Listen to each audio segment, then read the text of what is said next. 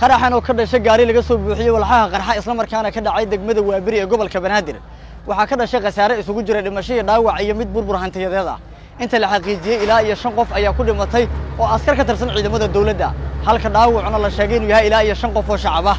qaraxa kadib halka waxa soo gaaray saraakiisha ciidamada iyo sidoo kale maamulka gobolka Banaadir kuwaas oo sheegay in baaritaan ay ku sameynayaan qaraxan iyo bartilmaameedku wacdo uu ahaa gudoomiye ku-xigeenka amniga iyo siyaasadda ee maamulka gobolka Banaadir علي عبدي وردير وورباهنتا kula hadlay goobta qaraxu ka dhacay waxa uu sheegay in qaraxa isaga la bartilmaameedsaday isla markaana baaritaan ay sameynayaan cid sida gaarka ah oo target ku ahaa ama sida gaarka ah loo doonayay in qaraxa la beegsado qarax ayaa saak halkan ka dhacay qasaarada ilaa hadda inta aan ka warqabno waa 5 askari iyo 5 qof oo rayd ah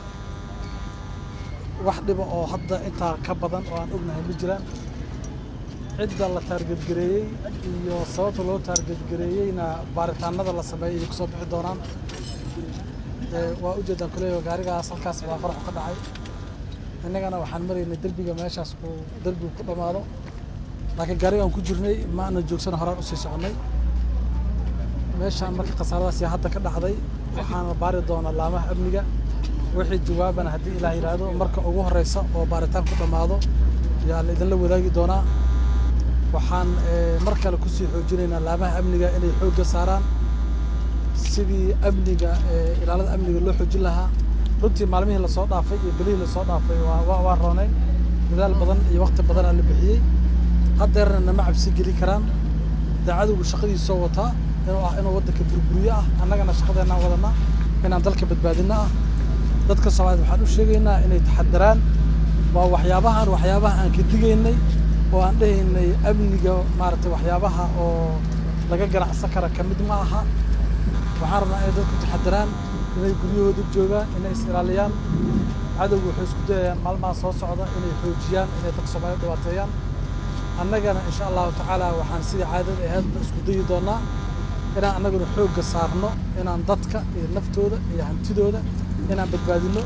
dadka Soomaaliyeed waxaan leenahay nala shaqeeya laamaha amniga la shaqeeya guryihiina jooga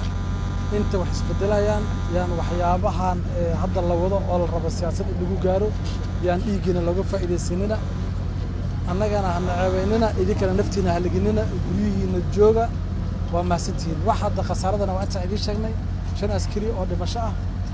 5 qof oo rayd oo dhaawaca iyo gawaaridan meesha ku burburtay annaga marnaba ma dhici doonto hadii Ilaahay yiraahdo cadawgu inuu niyajibiyo intaan annaga shaqada imaana dad kale Soomaaliyeed shaqadan soo waday innaga haddaan wadna dad kale naga dambeeyo Soomaaliyeed amniga inay ka shaqeeyaan wasiibada doonaan al-shabaab naga adkaa doonaan intay saas u qarxiyaan isla markiiba nadaafadaas ay gabdhaha iyo wiilasha ku wadaan naga adkaa doonaan waxaan rajaynaynaa 10 daqiiqo soo socota wadadan in la furo ay sidii ahaato Cabdi Wali Xuseen Tawakkal telefishinka Universal magaalada Muqdisho